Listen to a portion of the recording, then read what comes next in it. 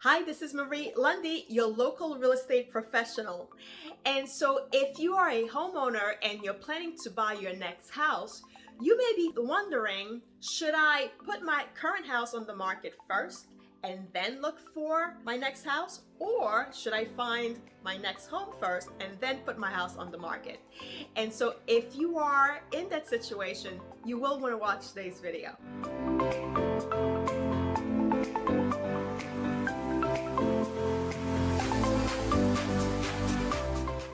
And so if you are a trade-up buyer, meaning you currently own a house and you're looking to buy a larger home, or if you currently own a home and you want to downsize, and so one of the options is to find the next place that you're moving to and then put your house on the market.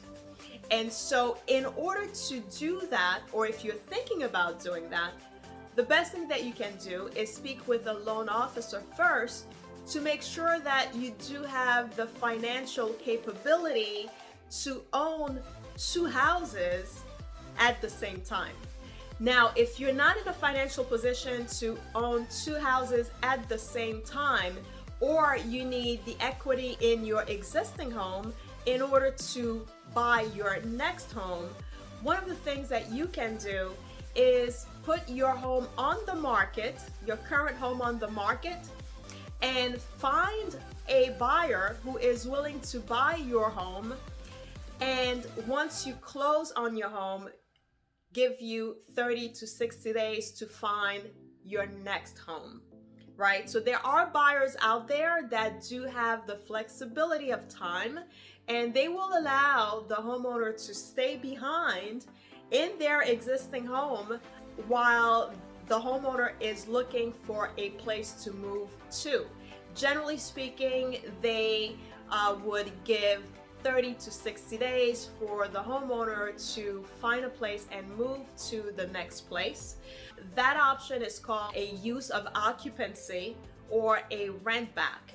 Now, when you do a rent back as the seller, once you close, you become a tenant, right? You get to stay in your existing home, and also you will have to pay rent to the buyer who is now going to be the owner of the property, right? So there is a financial aspect tied to that.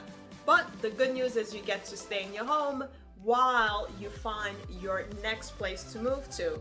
The downside is that you are restricted by a time frame, right? So now when you close on the property, you get the cash of the sale and you're given 30 to 60 days to now find your next home.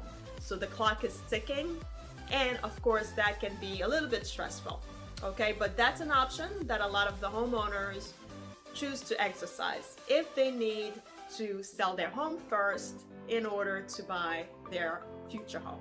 Lastly, you can do both at the same time. As a homeowner, you can put your house on the market, and before you find a buyer, start looking immediately for your next home, right? Now, the challenge with that is if your house is on the market and you have not found a buyer yet, if you do find a home to move to, the sellers on that end will generally not want to take a risk on your offer because you're not on the contract yet, right? They wouldn't know when you will find that buyer on your home.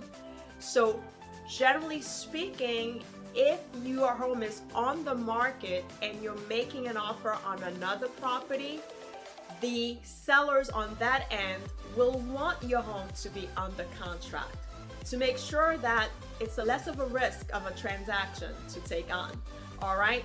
So lots of moving parts. That can be a little bit stressful as well if you choose to go that route. And so if you're thinking about selling your house and move up to a larger home or downsize to a smaller one, and you want to talk a little bit further about those three options, please don't hesitate to contact me. Once again, this is Marie Lundi, here to help.